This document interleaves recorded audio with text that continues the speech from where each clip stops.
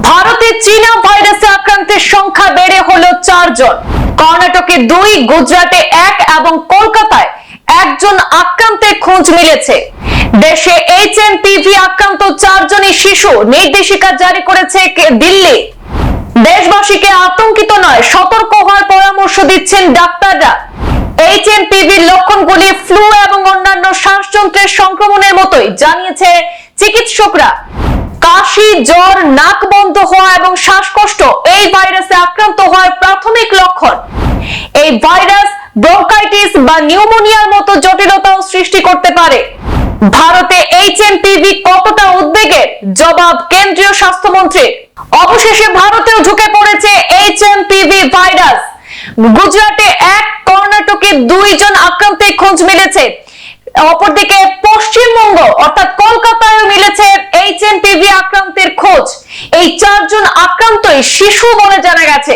প্রত্যেকেরই report positive এসেছে।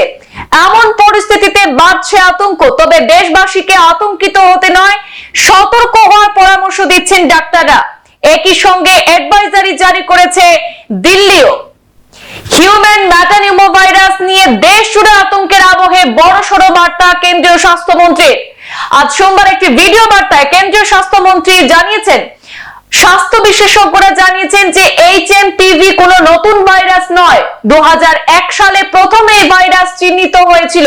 তারপর থেকে গোটা বিশ্বে বহু বছর ধরে দেখা যাচ্ছে বায়ুর মাধ্যমে ছড়িয়ে পড়ে এই ভাইরাস, শ্বাস প্রশ্বাসের মাধ্যমে সংক্রমণ ছড়ায়।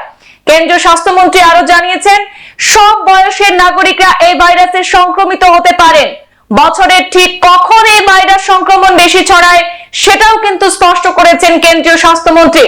মূলত শীতকালে এবং বসন্তের শুরুতে বেশি ছড়ায় এই এইচএমপিভি ভাইরাস।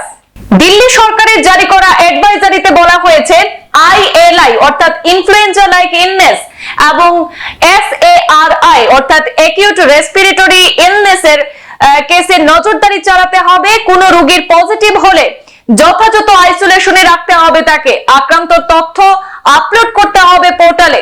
অক্সিজেন সহ অন্যান্য পরিকাঠামো মজুত রাখতে হবে হাসপাতালে।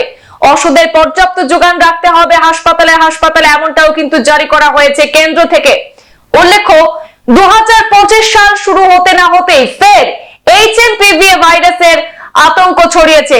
গত 5 বছর আগেও ঠিক একই সময় দেখা দিয়েছিল, চরম মহামারী আকার ধারণ করেছিল বিশ্বে করোনা মহামারী। এবার 5 বছর পর সে ঠিক করোনার সময় যেভাবে আতঙ্কিত হয়ে পড়েছিলেন সাধারণ মানুষ, এবার এইচএমপিভির খবর সামনে আসতেই কিন্তু ধীরে ধীরে ভয় বাড়ছে দেশের নাগরিকদের মতো। তবে চিকিৎসকরা বারে বারে বলছেন যে দেশবাসীকে আতঙ্কিত না হওয়ার জন্য। তারা বলছেন যে করোনা ভাইরাসের সময় যে সতর্কতাগুলি মেনে চলার জন্য নাগরিকদের বলা হয়েছিল, যেমন মাস্ক পরা, পরিষ্কার পরিচ্ছন্নতা উপর জোর দিতে বলা হচ্ছে চিকিৎসকদের পক্ষ থেকে। করোনার মতোই এবারও কিন্তু এইচএমপিভির উৎপত্তি স্থল সেই চীন। তবে এবার খোঁজ মিলেছে ভারতেও। চিকিৎসকরা বলছেন এইচএমপিভির লক্ষণগুলি ফ্লু এবং অন্যান্য শ্বাসযন্ত্রের সংক্রমণের মতোই। সাধারণ কাশি, জ্বর, নাক বন্ধ হওয়া এবং শ্বাসকষ্ট এই ভাইরাসে আক্রান্ত হওয়ার প্রাথমিক লক্ষণ হতে পারে। এমনকি এই ভাইরাস ব্রঙ্কাইটিস বা নিউমোনিয়ার মতো জটিলতাও কিন্তু সৃষ্টি করতে পারে। মূলত বয়স্ক এবং বাচ্চারা বেশি আক্রান্ত হলেও সব বয়সী মানুষদের মধ্যে আক্রান্তের সম্ভাবনা রয়েছে। তাই সতর্কিত হওয়ার জন্য বলা হচ্ছে সকল নাগরিকদের। করোনা ভাইরাসেরও কিন্তু উৎপত্তি স্থল ছিল সেই চীন, তারপর সেটা গোটা বিশ্বে ছড়িয়ে পড়েছিল। আর এবারও কিন্তু এইচএমপিভির উৎপত্তি স্থল কিন্তু সেই চীনে, যার জন্যই কিন্তু ভয় ধরাচ্ছে গোটা বিশ্বে। এবং আজই সামনে এসেছে ভারতে 4 জন শিশু আক্রান্ত হওয়ার বিষয়টি, যা নিয়ে এবার আতঙ্কিত হয়ে পড়ছেন জনগণ। তবে স্বাস্থ্য দপ্তর অর্থাৎ চিকিৎসক থেকে বলা হচ্ছে যে সকলকে সাবধান থাকার জন্য, সতর্ক থাকার জন্য।